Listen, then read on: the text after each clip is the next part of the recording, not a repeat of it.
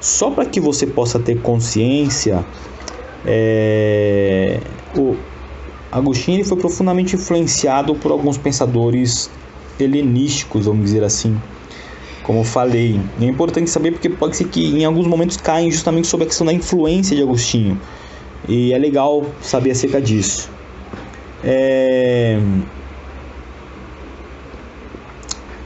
O pensamento de Agostinho reflete em grande medida, principalmente a trajetória intelectual que ele fez, que foi anterior à conversão dele ao catolicismo, né? Ele sofreu influência do helenismo e algumas vertentes do helenismo, da filosofia helenística, é importante a gente estar sabendo. Por exemplo, ele foi profundamente influenciado sobre o maniqueísmo. O que era o maniqueísmo?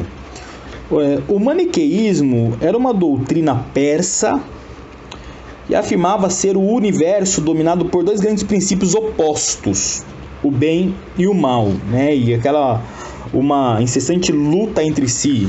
É igual o Tai Chi da chinesa, né? A luta entre o bem e o mal.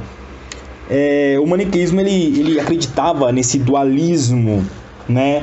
No âmbito moral, da luta entre o bem e o mal. Ou seja, Agostinho herdou do maniqueísmo essa concepção dualista, simbolizada pela luta entre o bem e o mal, luz e trevas, alma e corpo, esse conflito que existe entre essas dualidades.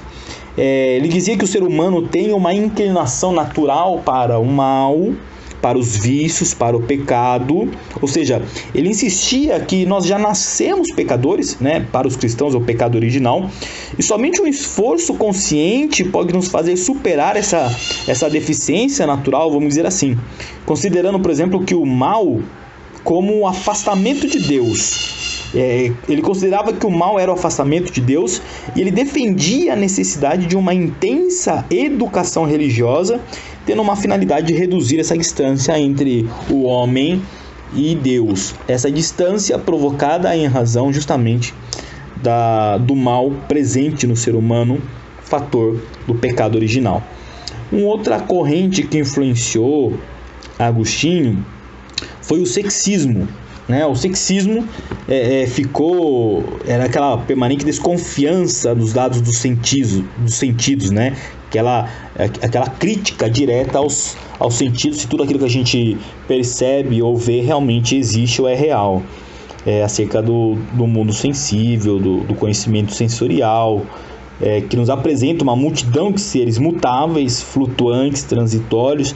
E em razão dessa transitoriedade dos seres, essa mudança dos seres, essa multidão flutuante que é percebido no mundo sensorial, faz com que nós tenhamos uma desconfiança aí dos sentidos, critério pela qual fez com que Platão, por exemplo, negasse o mundo sensível e valorizasse o mundo das ideias. Do platonismo, Agostinho assimilou a concepção de que a verdade, né, era o conhecimento eterno, né, atrelando a verdade aí também a sofia, né, a sabedoria. E essa verdade deveria ser buscada intelectualmente no mundo das ideias, essa concepção platônica. Por isso que Agostinho defendeu a via do autoconhecimento, né, como caminho da interioridade, como esse instrumento legítimo para a busca da verdade. Somente no íntimo da nossa alma, iluminada por Deus, por essa verdade, poderia atingir a verdade das coisas, poderíamos receber a revelação das coisas. Da mesma forma que os olhos do corpo necessitam da luz do sol para enxergar as coisas no mundo sensível, aí nós estamos falando do mito da caverna, os olhos da alma necessitam da luz divina para visualizar as verdades eternas da sabedoria. Ou seja, ele fez um compêndio de pensamentos da filosofia helenista e fez um reaproveitamento desses pensamentos partindo da filosofia cristã, do critério cristão, vinculando a verdade suprema a Deus, a revelação da verdade como sendo revelada de Deus, esse dualismo de corpo e alma e o conflito eterno que existe entre bem e mal.